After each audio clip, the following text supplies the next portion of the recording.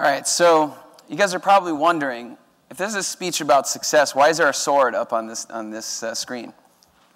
Well, I like telling stories because mythologies and stories give an indicator of what is possible and what has been done in the past. And you know, when I told Kristen I was going to do this, I said, well, I'm not really that successful yet, so I'm confused as to how I'm supposed to speak about success without actually being there.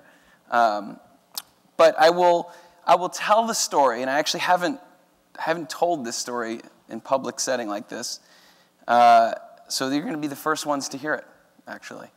And in that process of telling the story, I think you'll see the lesson weave in and out, which I'll get to towards the end. But I'm going to start with this story. I think everyone here knows the story of the sword and the stone. It's very, very well known.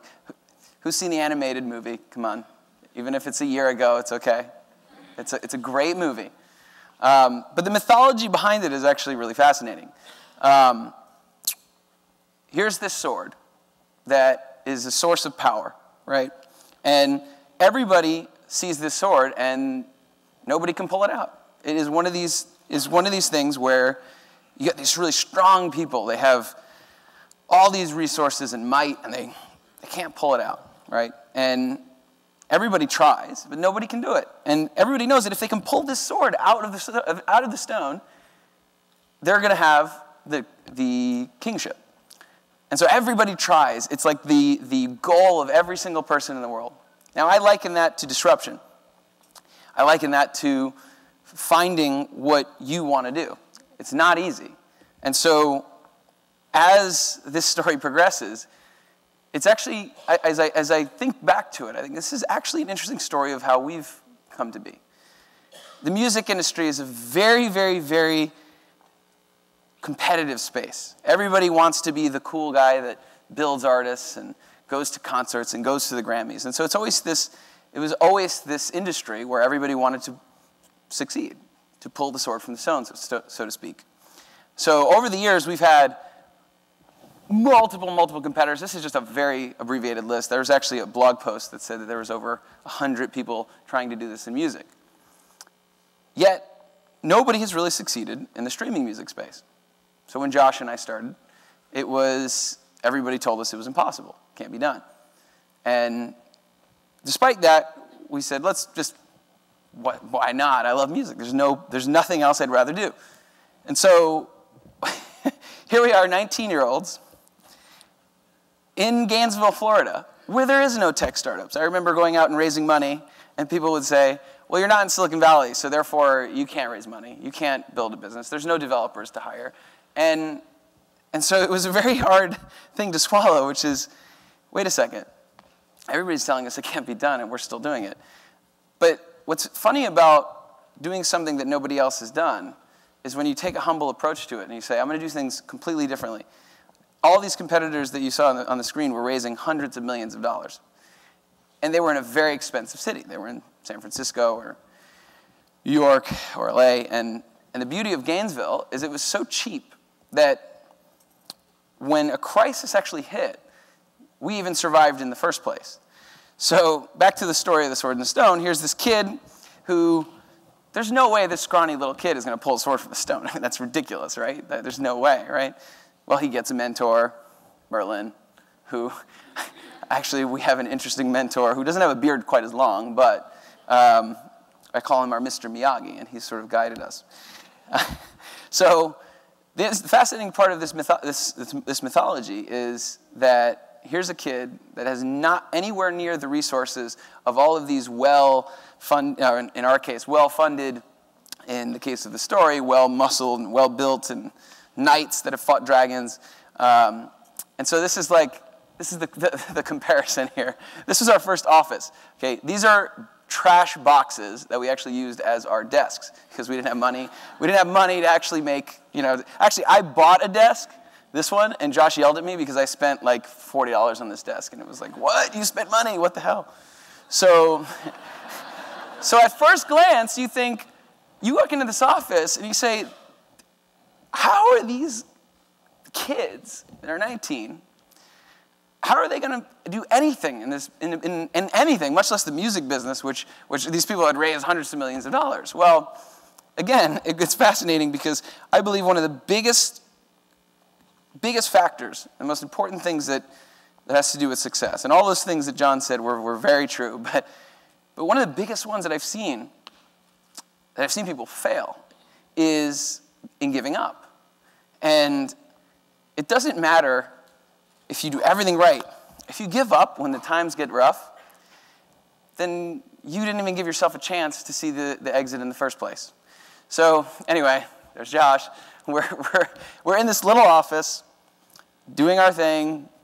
I'm out there raising money, spending money on a fridge, which I forget his name, but he did have a name at some point. And we went out and built a product. And the funny thing about it is, back to failure as a stepping stone, the product was awful. It was so bad that, like, when we launched this, just to put your name to get notified that a launch was coming, maybe like 8 people did this. And we were like, yes, 8 people. So at this time, we could have said, no one's really signing up. Let's just stop. This is stupid, right?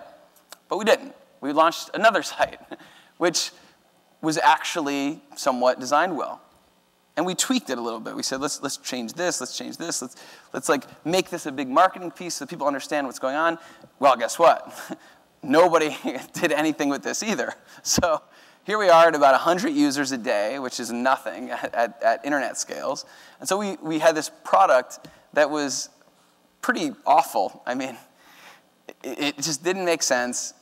Josh was pulling a MySpace here, and he wanted to actually like be the next Tom, so like he had everyone be his friend. To this day, he actually has more friends than like most people because he was the Tom of Grooveshark.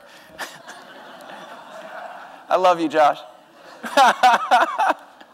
So anyway, so we launched this product, and even this was awful. So we're like, God, we're just so bad at this. Like, what? We have this dinky little office. We're not in Silicon Valley. This product sucks. Like, what are we doing with our lives right now? But we loved it. Literally, it was so much fun. We were doing what we loved. And every day, I didn't think, I got to go to work. It was just so much fun. And so back to the passion that John was talking about, if you love it, it really isn't work. And no matter how bad you started with it, the funny thing about life is it flies by. We were 19 at the time. I'm 26 now. And those years went by so fast that at the time you're doing these like basic things like, hey, guess what? We were learning how UI works. I was learning how to raise money. Even though I went to VCs 122 times and got denied 121 of them, it was the process of pitching. Every pitch, I got just a little bit better. And so every step of the way, you start learning a little bit. And as you accumulate, before you know it, 7 years later, you're actually good at something. It's pretty crazy. There's a great commercial. I don't know if you've ever seen Nike. I love their ads. They're absolutely brilliant. And one of the ads from about 10 years ago was Michael Jordan.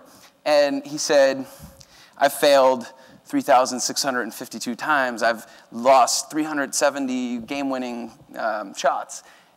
And that's why I succeed.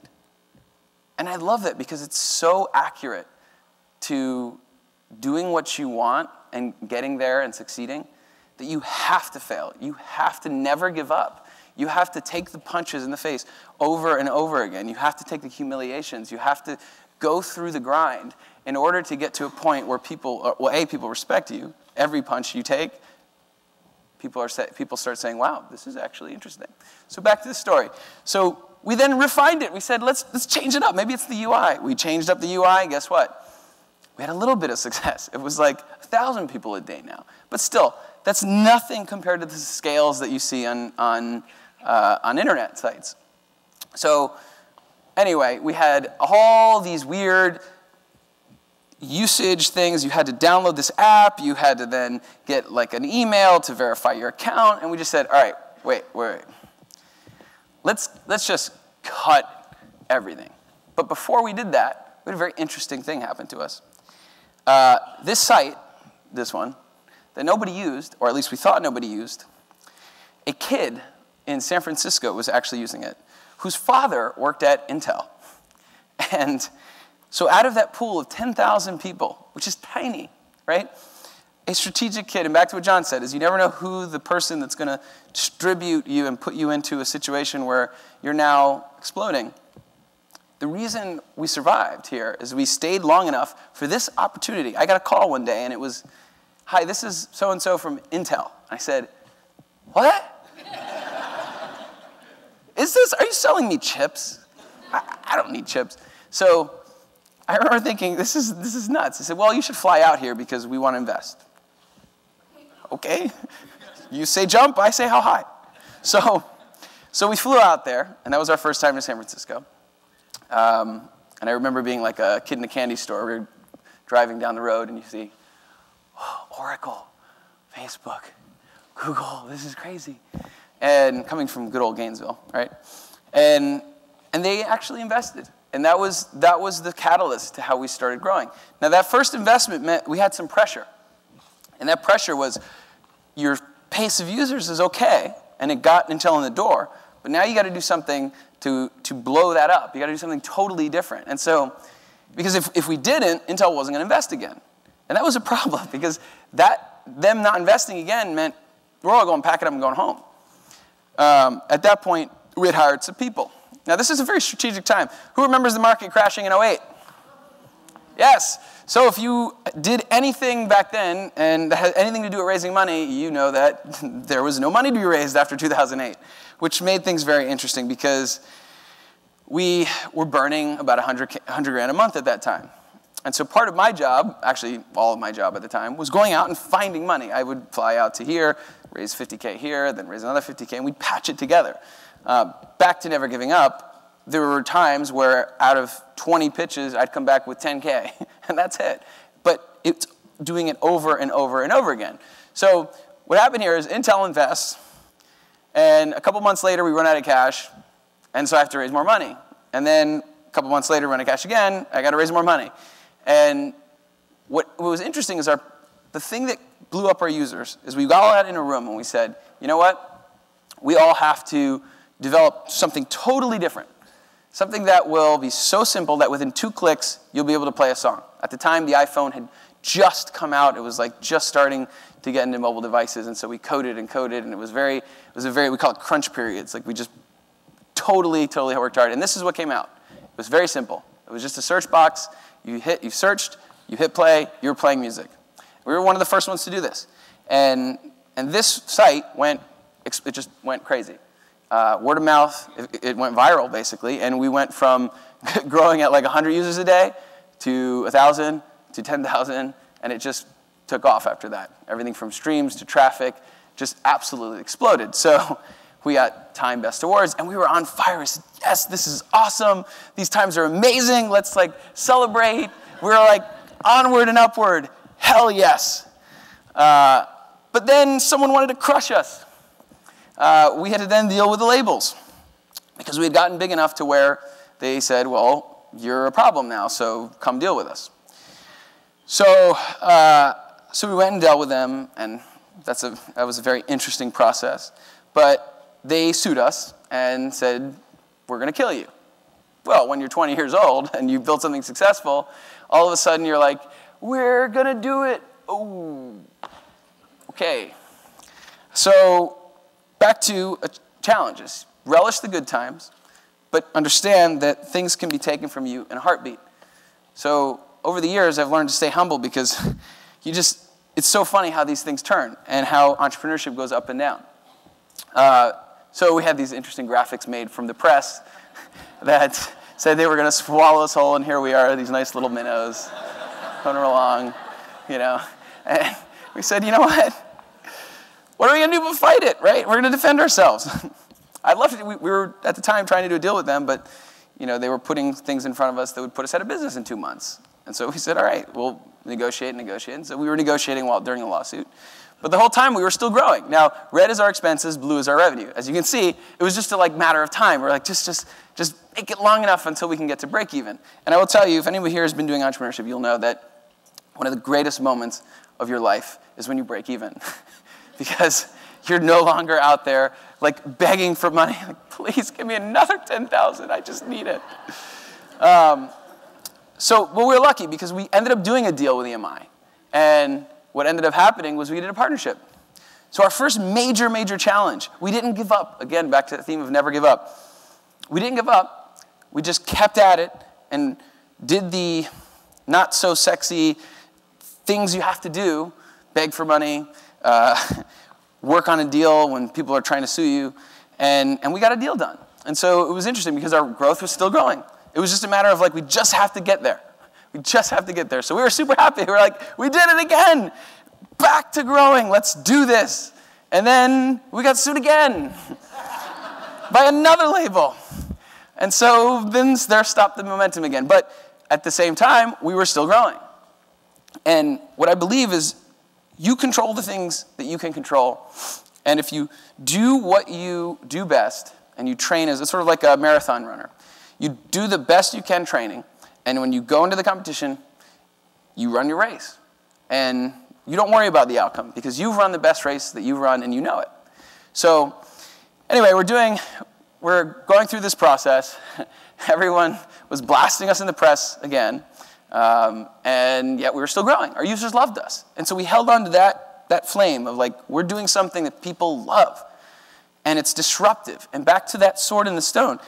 When you try to, by the way, this is just the beginning. I could go on for the next hour talking about the last 3 years. This is just the first 2 years of this business. So that's just the beginning of the story. But my point in telling it is that it takes tenacity. It takes never giving up. I mean, for example, here's every single time people said we were dead. 2009. We're dead. Okay, are we still online? 2009, 2010. We're going to get killed in 2011.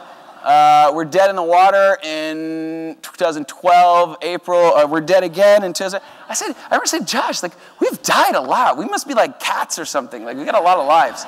So, dead in the water again. I forgot. I didn't even remember how many slides I had on this. This is just like, we're just dead. So the point I'm getting at here is tenacity is so crucial because all the things that John said, you don't even get to see that happen if you don't have the tenacity. If you can't go up and say, you know what, bring it. I'm going to take punches because that's what it takes to be successful. And so as part of that, back to the mythology here and where it parallels, is in the sword of the stone, everybody who's better funded and better equipped will want you dead because they don't like that you did it, that you're this scrawny little kid that pulled the sword out. I was like, how is that possible? How did these 19-year-olds from Gainesville pull this sword out of the stone when, what? So that's my message. And I urge everyone to look at, if you're going to do something different, if you're going to do something disruptive, don't be afraid. And you look at this mythology. This is from a book version. You know, knights and kings were terribly angry that a boy from nowhere in particular had beaten them, and they refused to acknowledge him as king. Sounds familiar, right? Here we are, these kids from Gainesville, doing something different in the music business that helps artists and everybody, and the people who are more well-funded and more entrenched wanted us dead. So, but this is what kind of keeps me going here. Because again, I'm in the middle of this story right now. The story doesn't have an ending yet, and neither does yours. You're in the middle of your story. And so you decide, you write that story. And because ultimately, in this mythology, this was somebody else's story. And so in that mythology, Arthur became the king of Britain, and everyone gave him allegiance. Because again and again, he rose up to the occasion. He rose up to the challenge. And so I urge you guys to rise up to the challenge. And that leads me to the last 4 points of this slide, which is don't be afraid to do what's never been done. If you are passionate about something and you believe that it can be done, do it. And if it's part of that economic engine and it makes you money, do it. It's going to be scary as hell, but be prepared for both the good and the bad times. Life in general has upswings and downswings. I've seen this in personal life and I've seen this in business life. And you have to stay humble in the good times, and you've got to stay strong and fiery in the bad times. And you have to never give up. And then, never give up, because you will never see that chance, that miracle thing that has happened. Like, wow, Intel called me. Or, oh, somebody else threw enough money to last me another 2 weeks. You'll never see that happen, those chance circumstances, if you don't last long enough to see them through. And defend your dream. I see a lot of entrepreneurs sort of say, well, it's just too hard of a fight. I don't know if it's happening. Have a fight. Like, that's what it is. Like, this is the symbol of our country. 13 arrows and 13 leaves on a laurel. Now, notice there, he's pointing at the laurel. The founding fathers said, we're always going to go for peace, and we're always going to grow our country. But if necessary, we're going to defend ourselves. And so as entrepreneurs, have a dream, go for it, and defend yourselves.